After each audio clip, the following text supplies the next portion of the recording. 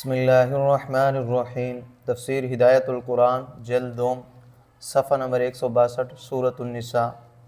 بسم اللہ الرحمن الرحیم۔ یا ایہا الذین آمنوا کونوا قوامین بالقسط شہداء للہ ولو علی انفسکم او الوالدین والاقربین إن يكن غنيا أو فقيرا فالله أولى بهما فلا تتبعوا الهوى أن تعدلوا وإن تلووا أو تعرضوا فإن الله كان بما تعملون خبيرا۔ لفظی معنی، یا ایھا الذین آمنوا، اے وہ لوگو جو ایمان لائے ہو، کونو ہو جاؤ، قوامین بالقسط، قوامین اچھی طرح کھڑے ہونے والے، بالقسط انصاف کے ساتھ، شہداء للہ گواہی دینے والے اللہ کے لیے، ولو علی انفسکم گو اپنے خلاف ہو، اوil والدین یا ماں باپ کے، والاقربین اور رشتہ داروں کے، ان یکن غنیًا اگر وہ ہو مالدار، او فقیرن یا غریب، فاللہ تو اللہ تعالی اولا بہما زیادہ نزدیک ہیں دونوں سے، فلا تتبعوا پس نہ پیروی کرو، الہوا خواہش کی، ان تعدلوا کبھی حق سے ہٹ جاؤ، وَإِن تَلْوُوا اور اگر کج بیانی کرو تم، او تورزو یا پہلو تہی کرو، فإن اللہ تو بے شک اللہ تعالی کان بما ہیں ان سے جو تعملون تم کرتے ہو، خبیراً پورے باخبر۔ مقبل سے ربط، گزشتہ 7 آیتوں میں گھر کے بکھیڑوں کا ذکر تھا کہ میاں بیوی اپنے مسائل خود حل کر لیں تو آسانی سے حل ہو جائیں گے، مگر کبھی زوجین کے نزاع میں ان کے والدین اور رشتہ دار حصہ بن جاتے ہیں، پھر جانبداری شروع ہو جاتی ہے، شوہر اپنے والدین کی اور رشتہ داروں کی بولی بولتا ہے جبکہ قصوروار خود ہوتا ہے، اور عورت اپنے والدین اور رشتہ داروں کی سر میں سر ملاتی ہے جبکہ نافرمانی اسی کی ہوتی ہے۔ اسی طرح جھگڑا بڑھتا ہے اور گھر برباد ہو جاتا ہے۔ لیکن اگر دونوں انصاف کی بات کہیں، چاہے ان کے خلاف ہی کیوں نہ پڑے یا والدین اور رشتہ داروں کے خلاف کیوں نہ پڑے، تو معاملہ آسانی سے نمٹ جائے گا۔ نکاح کے خطبہ میں سورۃ الاحزاب کی آیت نمبر 70 اور 71 اسی مقصد سے شامل کی گئی ہے۔ ارشاد پاک ہے، یا ایھا الذین آمنوا اتقوا اللہ وقولوا قولا سدیدا یصلح لکم اعمالکم ویغفر لکم ذنوبکم ومن یطع اللہ ورسولہ فقد فاز فوزا عظیما۔ ترجمہ کہ اے ایمان والو اللہ سے ڈرو اور سیدھی بات کہو، اللہ تعالیٰ تمہارے لیے تمہارے اعمال سنواریں گے اور تمہارے لیے تمہاری غلطیاں معاف کریں گے، اور جو اللہ کا اور اس کے رسول کا حکم مانے گا وہ بڑی کامیابی سے ہمکنار ہوگا۔ اس آیت میں یہی ہدایت ہے کہ میاں بیوی کے نظام میں ہر شخص سیدھی اور سچی بات کہے تو گزشتہ معاملات سنور جائیں گے اور گاڑی پٹڑی پر دوبارہ چڑھ جائے گی۔ اسی مناسبت سے یہاں ایک عام حکم بیان کیا ہے جو درج ذیل ہے، دنیا میں عدل و انصاف کا راج قائم کرنا کھرے مسلمانوں کی ذمہ داری ہے۔ یہ آیت بہت اہم ہے۔ عدل و انصاف کو بروئے کار لانا پکے مسلمان کا فریضہ ہے اور پکے مسلمانوں کا فریضہ ہے، اور پکے مسلمان کون ہے اس کا ذکر اگلی آیت میں ہے۔ نبوت اور آسمانی کتابوں کا ایک بنیادی مقصد دنیا میں عدل و انصاف قائم کرنا ہے۔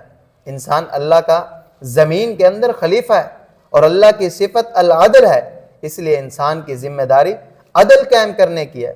جاننا چاہیے کہ نبوت کے سلسلہ میں نبوت کا جو سلسلہ ہے یہ پہلے انسان سے شروع ہوا ہے اور وہی زمین میں اللہ تعالیٰ کا پہلا خلیفہ ہے۔ پھر رسولوں پر اللہ تعالیٰ نے اپنی کتابیں نازل کی، ان کی تعلیمات کا ایک اہم مقصد عدل و انصاف کو بروئے کار لانا ہے، مگر لوگ انبیاء پر ایمان لائیں گے اور اللہ تعالیٰ کے نازل کردہ احکام کی پیروی کریں گے جبھی یہ مقصد حاصل ہوگا۔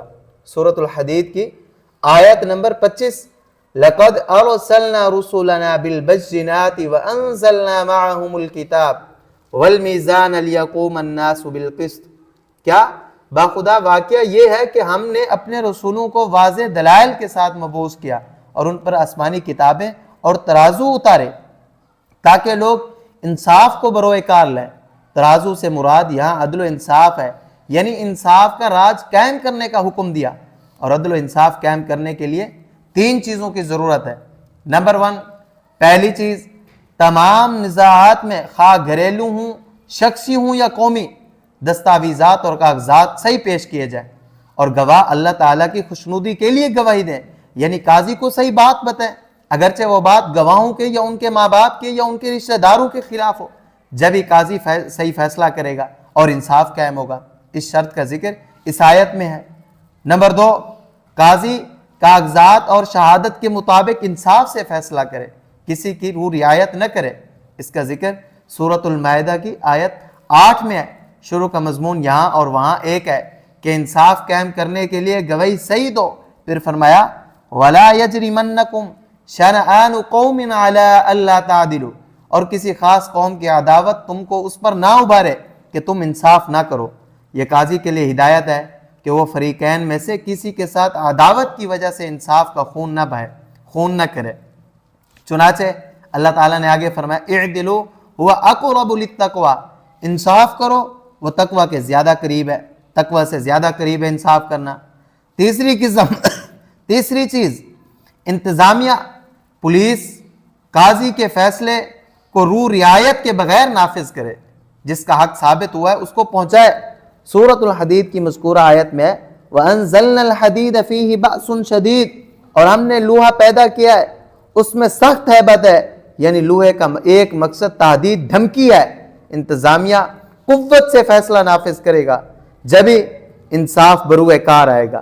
آیت کریمہ کی تفسیر یا ایھا الذین آمنوا، اے وہ لوگو جو ایمان لائے ہو، یہاں بھی اور سورۃ المائدہ میں بھی مومنین سے خطاب ہے۔ دنیا میں عدل و انصاف قائم کرنا مومنین کی ذمہ داری ہے۔ جو اللہ کو مانتے ہیں وہی اللہ کا منشا پورا کرتے ہیں، دوسروں کو کیا پڑی ہے، وہ تو اپنی اغراض کے لیے دوسروں پر ظلم و ستم ڈھاتے ہیں۔ البتہ مسلمان کھڑے ہونے چاہیے۔ نام نہاد مسلمانوں سے اس کی توقع کرنا فضول ہے کہ وہ اپنے نزاعات کا فیصلہ اللہ تعالیٰ کے نازل کردہ دین کے مطابق کرائیں گے اور کورٹوں کی زیر باری سے بچیں گے۔ آپ کسی سول کورٹ میں چلے جائیں، آپ کو وہاں مسلمانوں کی تعداد زیادہ ملے گی۔ رہی یہ بات کہ کھرا مسلمان کون ہے، اس کا تذکرہ اگلی آیت میں ہے۔ کونوا قوامین بالقسط شہداء للہ، آپ لوگ اچھی طرح انصاف کو بروئے کار لاؤ، اللہ کی رضا کے لیے گواہی دینے والے بنو۔ دونوں جملوں کے درمیان واو عاطفہ نہیں، اس لیے دونوں جملوں کا مضمون متحد ہے، یعنی گواہی سچی اور اللہ تعالیٰ کے حکم کے موافق دینی چاہیے تاکہ قاضی جو فیصلہ کرے وہ صحیح فیصلہ کرے اور انصاف کا راج قائم ہو۔ ملحوظ یہاں پہ بالقسط قوامین کے ساتھ ہے اور للہ شہداء کے ساتھ، اور سورۃ المائدہ میں اس کے برعکس ہے، اس لیے کہ یہاں آگے گواہی کے متعلقہ مسائل ہیں اور وہاں انصاف کے ساتھ قاضی کے فیصلہ کا ذکر ہے۔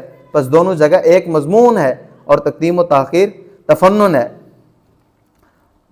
وَلَوْ عَلَىٰ أَنفُسِكُمْ أَوِ الْوَالِدَيْنِ وَالْأَقْرَبِينَ، کیا فرماتے ہیں اللہ کہ وہ گواہی اپنی ذات کے یا ماں باپ کے اور رشتہ داروں کے خلاف ہو، یعنی اس کی پرواہ مت کرو، کسی کی طرفداری مت کرو، نہ اپنی ذات کی رعایت کرو، نہ ماں باپ کی، نہ رشتہ داروں کی۔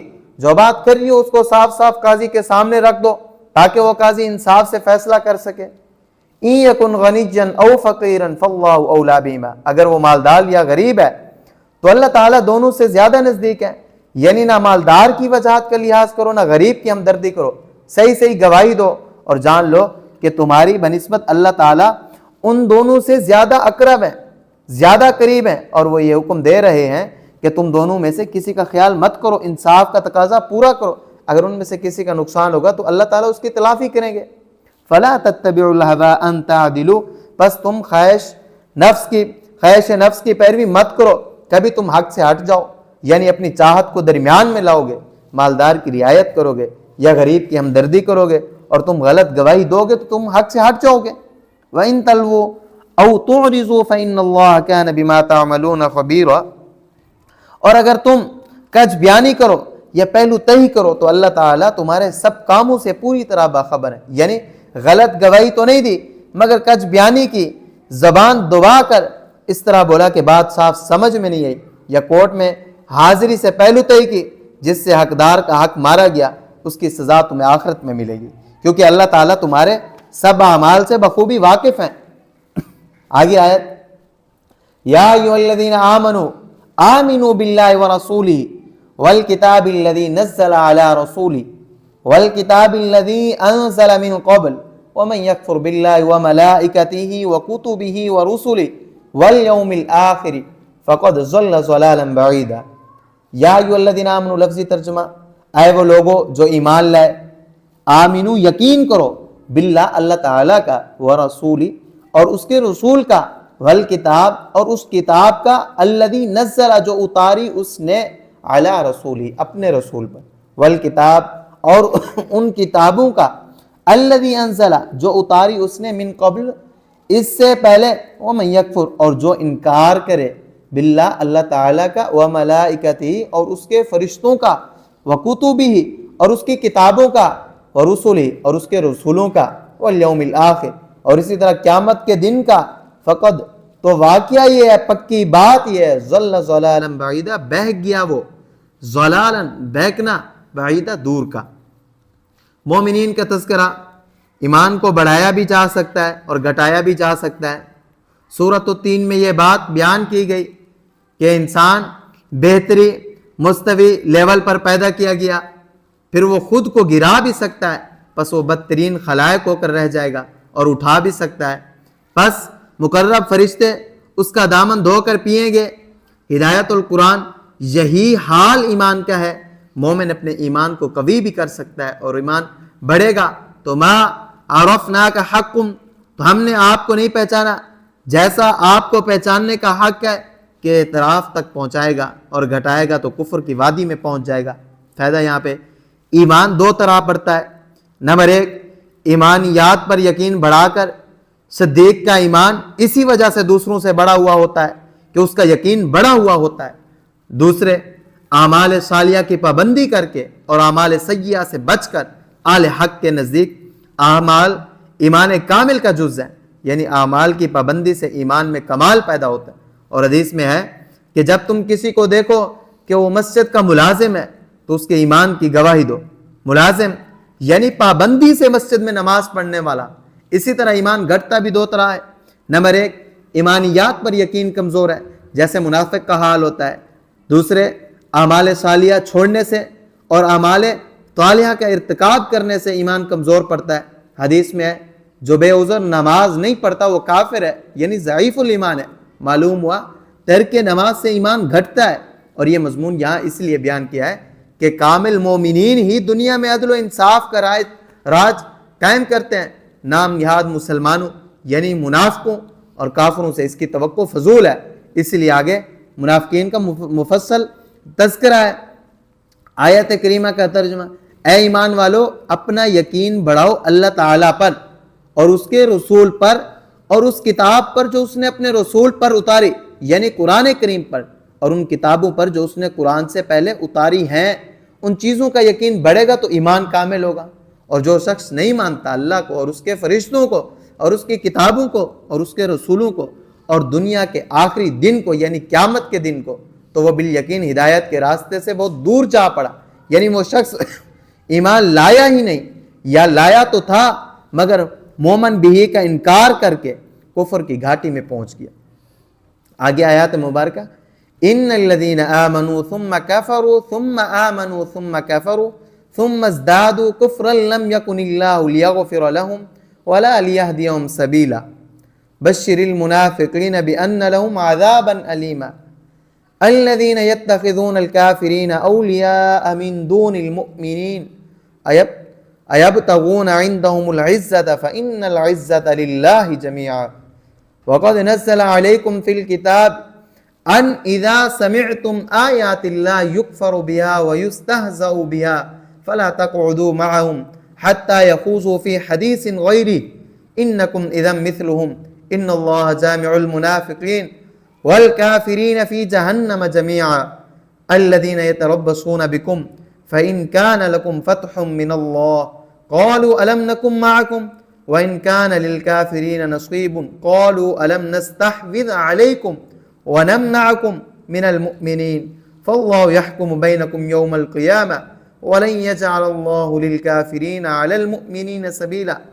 لفظی معنی ان الذین آمنوا، بے شک جو لوگ ایمان لائے، ثم کفروا پھر انکار کیا انہوں نے، ثم آمنوا پھر ایمان لائے، ثم کفروا پھر انکار کیا انہوں نے، ثم ازدادوا پھر بڑھ گئے کفرن کفر میں، لم یکن اللہ نہیں ہے اللہ تعالیٰ لیغفر لہم کہ بخشیں ان کو، لیہدیہم اور نہیں دکھلائیں گے ان کو، سبیلاً راہ ہدایت. بشر المنافقین، بشر خوشخبری سنیں آپ منافقین کو، بِأَنَّ لَهُمْ کہ ان کے لیے ہے عذاباً علیما دردناک عذاب.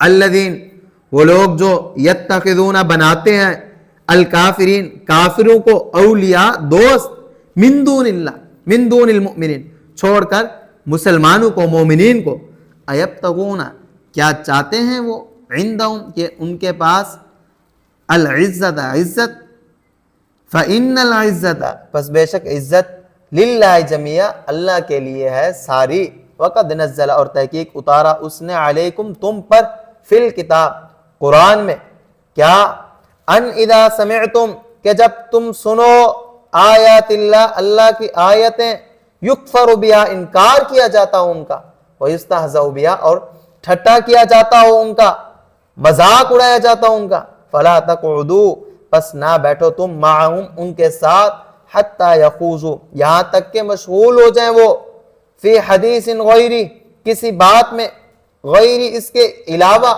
انکم اذا مثلہم بے شک تم تب تو ان کے جیسے ہوگے، ان اللہ بے شک اللہ تعالی، جامع المنافقین اکٹھا کرنے والے منافقوں کو، والکافرین اور کافروں کو، فی جہنم جمیعا دوزخ میں سبھی کو، الذین وہ لوگ جو یتربصون انتظار کرتے ہیں، بکم تمہارے حق میں، فإن کان لکم پس اگر ہوتی ہے تمہارے لیے، فتح کوئی کامیابی، من اللہ اللہ تعالیٰ کی طرف سے، قولوا تو کہا انہوں نے، الم نکم معکم کیا نہیں تھے ہم تمہارے ساتھ، وإن کان اور اگر ہوتا ہے، للکافرین نصیب کافروں کے لیے، نصیب کوئی حصہ، قولوا تو کہا انہوں نے، الم نستحوذ کیا نہیں قابض ہو گئے تھے ہم، علیکم تم پر، ونمنعکم اور کیا نہیں بچایا ہم نے تم کو، من المؤمنین مسلمانوں سے، فاللہ پس اللہ تعالیٰ، یحکم فیصلہ کریں گے،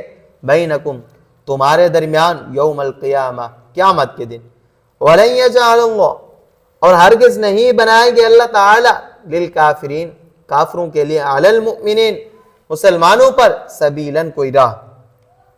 منافقین کا تذکرہ مومنین کا ایک آیت میں ذکر کیا، اب منافقین کا لمبا تذکرہ کرتے ہیں. یہ لوگ آستین کے سانپ ہیں، ان سے ہوشیار رہنا بہت ضروری ہے، مسلمانوں کو یہی لوگ نقصان پہنچاتے ہیں. شیخ سعدی رحمہ اللہ نے فرمایا، بامن ہرچے کرد آشنا کرد مجھے جو نقصان پہنچایا ہے اس متعارف نے پہنچایا ہے، اور منافقوں کے دلوں کی کیفیت تو معلوم نہیں ہو سکتی، ان کو علامات ہی سے پہچانا جا سکتا ہے، اس لیے ان کا مفصل تذکرہ ہے. سورۃ البقرہ کے شروع میں بھی ایک لمبے رکوع کے اندر مفصل تذکرہ گزر چکا ہے. مدینہ کے منافق گرگٹ کی طرح رنگ بدلتے تھے. مدینہ شریف میں منافقین کی بڑی تعداد تھی، مشرکین میں بھی اور یہود میں بھی، اور ان کا بڑا سردار جو تھا عبداللہ بن ابی تھا. نمبر 1، جب جنگ بدر میں مسلمانوں کو نمایاں کامیابی ملی تو مشرکین پر ان کی دھاک بیٹھی. اس وقت عبداللہ نے اپنے مشرک ساتھیوں سے کہا، کیا کہا کہ یہ معاملہ اسلام یقیناً تمہاری طرف متوجہ ہوا ہے، بس اسلام پر رسول اللہ صلی اللہ علیہ وسلم سے بیعت کر لو. چنانچہ وہ مسلمان ہو گئے. اور یہاں یہ پہلا آیت کے اندر جو آمنو ہے. اور نمبر 2، پھر 1 سال کے بعد غزوہ احد میں وہ اپنے 300 ساتھیوں کے ساتھ عین محاذ سے لوٹ گیا، یہ ثم کفروا. اور نمبر 3، پھر غزوہ احد کے بعد جب غزوہ حمراء الاسد کے لیے چلنے کا وقت آیا تو عبداللہ نے ساتھ چلنے کی درخواست کی، یہ دوسرا آمنو ہے، مگر اس کی درخواست منظور نہیں ہوئی۔ اور نمبر 4 پھر غزوہ بنی المستلق میں اس نے وہ گندی بات کہی جس کا ذکر سورۃ المنافقین میں ہے، لَئِن رَجَعْنَا إِلَى الْمَدِينَةِ لَيُخْرِجَنَّ الْأَعَزُّ مِنْهَا الْأَذَلَّ، اگر ہم لوٹ کر مدینہ پہنچے تو ضرور نکال بیر کرے گا، تو ضرور نکال بیر کرے گا نہایت عزت دار بڑے ذلیل کو۔ یہ دوسرا کافر ہوا ہے۔ نمبر 5 پھر مدینہ پہنچ کر عائشہ صدیقہ رضی اللہ تعالی عنہ پر تہمت لگے، اس کا ذمہ دار بھی یہی عبداللہ اور اس کے ساتھی تھے۔ یہ ثم ازدادوا کفرا ہے۔ بہرحال اس کا عبداللہ کا حال آخر تک درست نہیں ہوا، نفاق میں پیر پسارتا رہا، اس لیے فرماتے ہیں کہ ہم اس کی بخشش نہیں کریں گے، وہ نفاق سے توبہ نہیں کرے گا، اس لیے اس کو ہدایت نصیب نہیں ہوگی۔ البتہ اس کے ساتھی دیر سویر مخلص مسلمان ہو گئے، آخر میں مدینہ میں صرف 12 منافق رہ گئے تھے۔ آیت مبارکہ آگے، ان الذین آمنوا، ترجمہ بے شک جو لوگ ایمان لائے، ثم کفروا پھر انہوں نے کفر کیا، ثم آمنوا پھر وہ لوگ ایمان لائے، ثم کفروا پھر انہوں نے کفر کیا، ثم ازدادوا کفرا پھر وہ کفر میں بڑھتے چلے گئے، لم یکن اللہ لیغفر لہم تو ان کو نہ تو اللہ تعالی معاف کریں گے، ولا لیہدیہم سبیلا اور نہ ان کو سیدھا راستہ دکھائیں۔ منافقوں کی 2 مذموم حرکتیں۔ اب منافقوں کی 2 مذموم حرکتوں کا تذکرہ کرتے ہیں، اور بات یہاں سے شروع کی ہے کہ منافقوں کو دردناک عذاب کی خوشخبری سنا دو۔ ہر شخص اپنے مستقبل کے لیے خوش کن خبر سننے کا منتظر ہوتا ہے، منافقین کے لیے یہی خوشخبری ہے۔ پھر 2 الذین آئے، کیا ان میں ان کی 2 حرکتوں کا ذکر ہے، اور تمہید کی آیت میں اشارہ ہے کہ ان کی یہ دونوں حرکتیں نہایت مذموم ہیں، جن کی ان کو دردناک سزا ملے گی۔ منافقین مسلمانوں کو چھوڑ کر کافروں کو دوست بناتے ہیں، اور جب ان کی کافروں سے دوستی ہوگی تو وہ ان کو مسلمانوں کے جنگی راز پہنچائیں گے، جو جنگ میں مسلمانوں کی ناکامی کا سبب بنے گا۔ بس سوچو یہ کتنی بری حرکت ہے۔ اللہ تعالیٰ ان سے پوچھتے ہیں، بتاؤ کافروں سے دوستی کا کیا مقصد ہے؟ کیا کافروں کے درمیان اپنا وقار بڑھانا چاہتے ہو؟ اگر ان کا یہ مقصد ہے تو سن لو، عزت تو اللہ کے لیے ہے، وہ جس کو عزت دیں وہی باعزت۔ اور سورۃ المنافقین کی آیت 8 میں وَلِلَّهِ الْعِزَّةُ وَلِرَسُولِهِ وَلِلْمُؤْمِنِينَ وَلَكِنَّ الْمُنَافِقِينَ لَا يَعْلَمُونَ، اور عزت اللہ تعالیٰ کے لیے ہے اور اس کے رسول اور مومنین کے لیے ہے، مگر منافقین جانتے نہیں۔ اگر ان کو عزت چاہیے تو مسلمانوں سے دوستی رکھیں، کافروں کے پاس عزت کہاں رکھی ہے؟ وہاں تو دارین میں ان کے لیے ذلت ہی ذلت ہے، اور ذلت کے سوا تو کچھ نہیں رکھا۔ اور کافروں کے ساتھ دوستی میں قباحت یہ ہے کہ جب ان کے پاس اٹھنا بیٹھنا ہوگا تو ان کی باتیں سننی پڑیں گی، اور ان کی باتیں کیا ہوں گی؟ اسلام اور اللہ تعالیٰ کی باتوں کا مذاق۔ بس منافقین اس کو سنیں گے، جبکہ سورۃ الانعام کی آیت میں کیا جو مکی صورت ہے اور سورۃ النساء سے پہلے نازل ہو چکی ہے، یہ حکم نازل کیا جا چکا ہے، وَإِذَا رَأَيْتَ الَّذِينَ يَخُوضُونَ فِي آيَاتِنَا فَأَعْرِضْ عَنْهُمْ، کیا اور جب آپ ان لوگوں کو دیکھیں جو ہماری باتوں میں گھستے ہیں، یعنی اسلام اور قرآن کی باتوں میں کیڑے نکالتے ہیں، ان کی عیب جوئی کرتے ہیں، تو آپ ان لوگوں سے کنارہ کش ہو جائیں۔ منافقین سوچیں وہ اپنے دوستوں سے کیسے کنارہ کش ہوں گے، ان سے تو دوستی گانٹھ رکھی ہے، لا محالہ ہے ان کو اسلام کی برائیاں سننی ہوگی، بس وہ بھی ان کی طرح ہو جائیں گے۔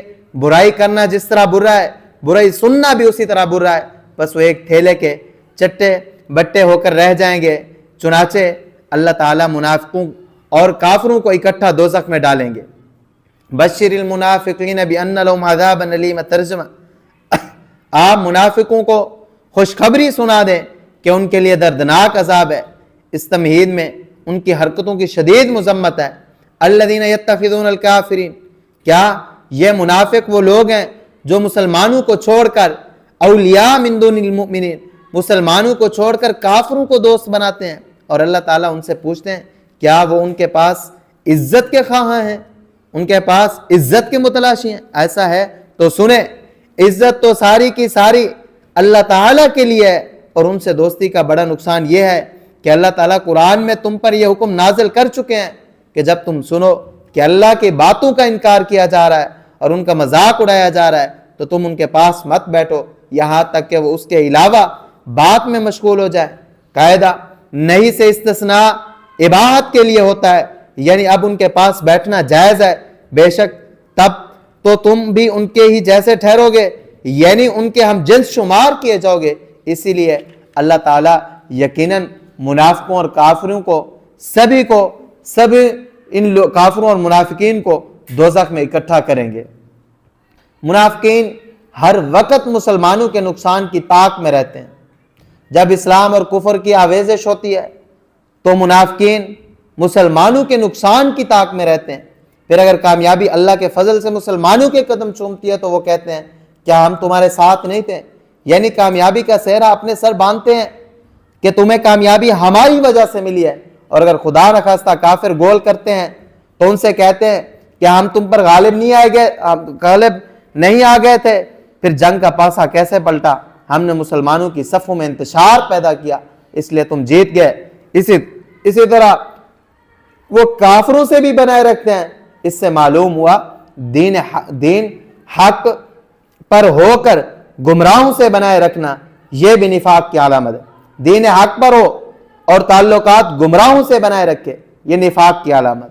اللہ تعالیٰ فرماتے ہیں تمہارے مسلمانوں کے اور ان کے درمیان فیصلہ قیامت کے دن ہوگا، تم جنت میں جاؤ گے اور وہ جہنم میں۔ اور منافقین یہ بات جان لیں کہ مسلمانوں کی بے حقی کافر کبھی نہیں کر سکیں گے، بے حقی کافر کبھی نہیں کر سکیں گے جو منافقوں کی دلی تمنا ہے۔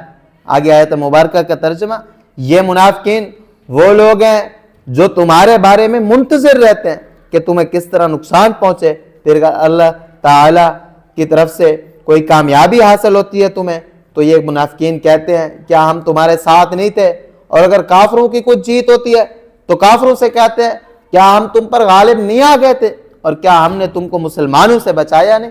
بس اللہ تعالیٰ تمہارے درمیان قیامت کے دن فیصلہ فرمائیں گے کیا، اور اللہ تعالیٰ کافروں کے لیے مسلمانوں پر ہرگز کوئی راہ نہیں بنائیں گے، یعنی کفار مسلمانوں کی بے حقی کبھی نہیں کر سکیں گے۔ فائدہ یہاں پہ آیت کے آخر میں جو ارشاد فرمایا ہے وَلَن يَجْعَلَ اللَّهُ لِلْكَافِرِينَ عَلَى الْمُؤْمِنِينَ سَبِيلًا، اس کے عموم سے چند مسائل مستنبط کیے گئے ہیں۔ نمبر 1، کافر مسلمان کا ولی نہیں ہو سکتا، کافر کبھی بھی مسلمان کا ولی نہیں ہو سکتا۔ نمبر 2، کافر کی گواہی مسلمان کے خلاف معتبر نہیں۔ نمبر 3، شوہر مرتد ہو جائے تو اس کی بیوی نکاح سے نکل جائے گی۔ نمبر 4، بیوی مسلمان ہو جائے اور شوہر کافر رہے تو دونوں کے درمیان جدائی واقع ہو جائے گی۔ یہاں ان آیات کے اندر آج کے درس میں منافقین کا مفصل تذکرہ آیا اور درس اپنے اختتام کو پہنچا۔ تو آپ احباب سے یہی گزارش ہے کہ اگر آپ ہمارے چینل میں نئے آئے ہیں تو ہمارے اس چینل کو ضرور سبسکرائب کریں اور ویڈیو کو لائک کریں اور صدقہ جاریہ سمجھ کر آگے ضرور شیئر کریں، اور ہماری ہر نئی آنے والی ویڈیو کے ساتھ جڑے رہیں۔ وآخر دعوانا ان الحمد للہ رب العالمین۔